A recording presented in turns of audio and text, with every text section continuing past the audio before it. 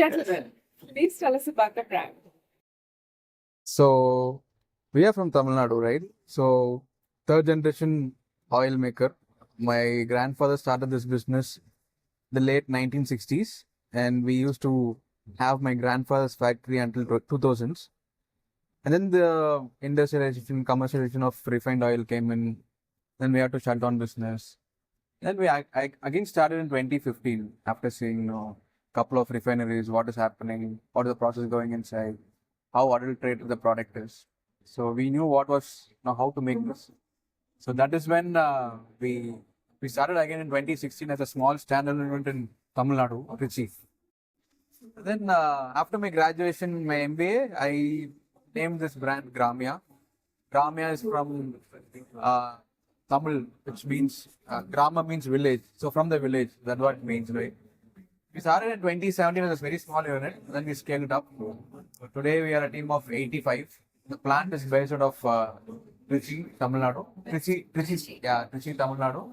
And then we have an office in Bangalore. Okay. So we serve markets in India, US, UAE, and very recently UK. What do you think about the product is the packaging? Because it is very rare to get oil in Tetra Pak. Do you like the pack?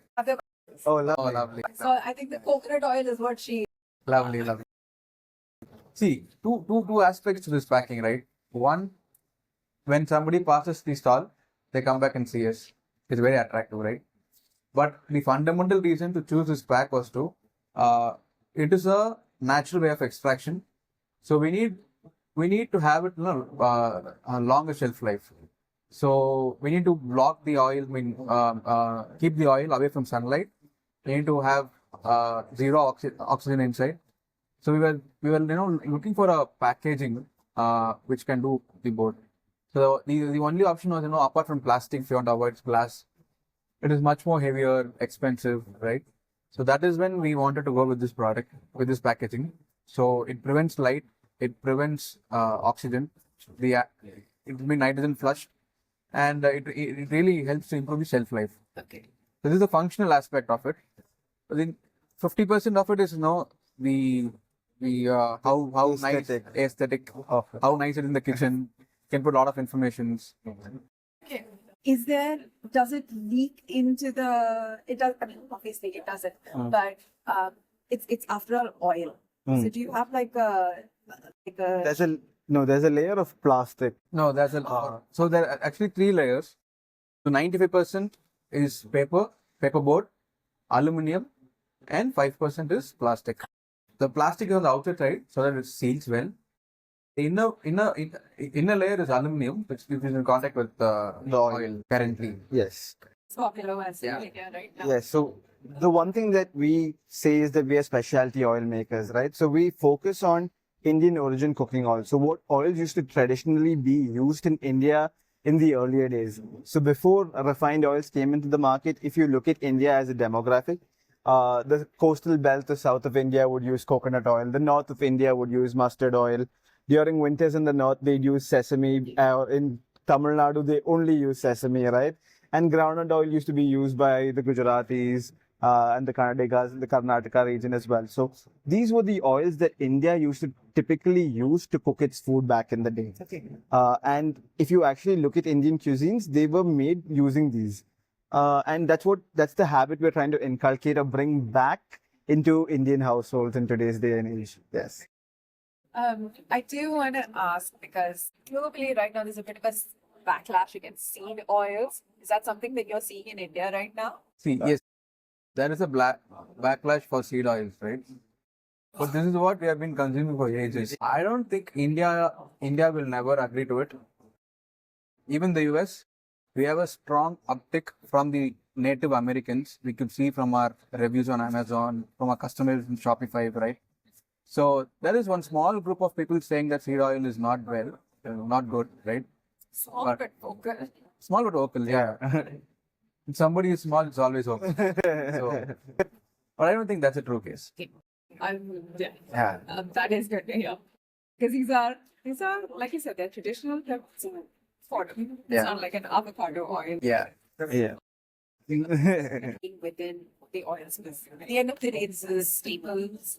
Like it's a staple category. Yeah. It is everyone uses oil in some shape or form.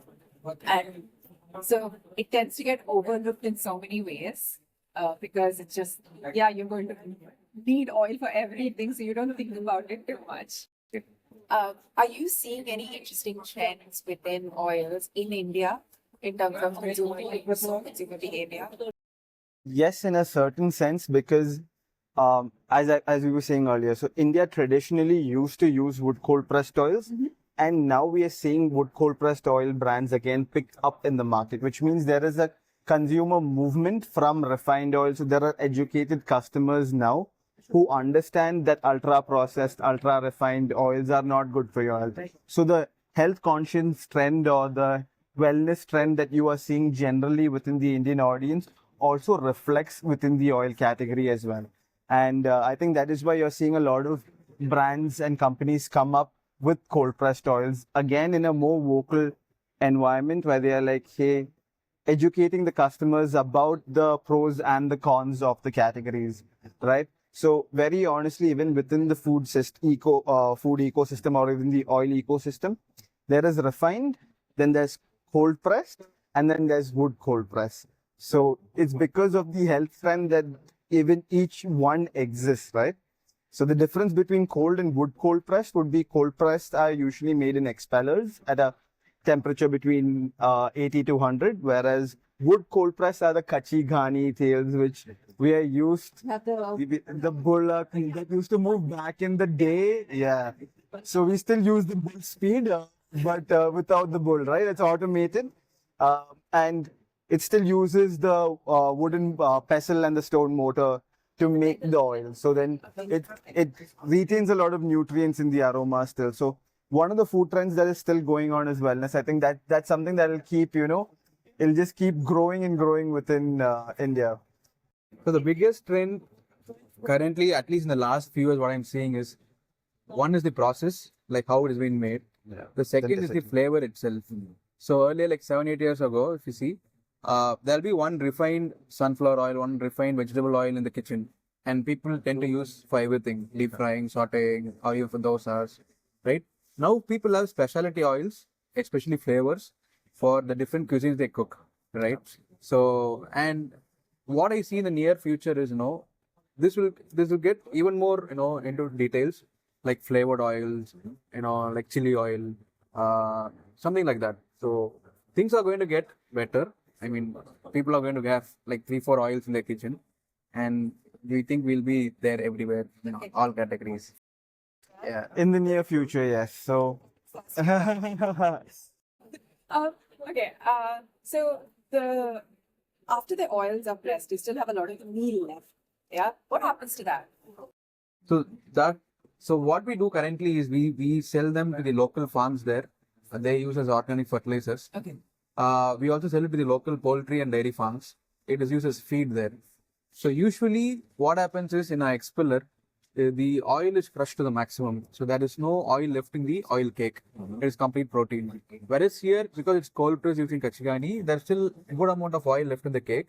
It is more nutrient to the poultry or the cows there, and they tend to eat better. So once in a farm, if a cow tastes our oil cake, right, it will not go for the other branded oil cakes. So we have good demand in the local surrounding farms and dairy farms. So we liquidate there.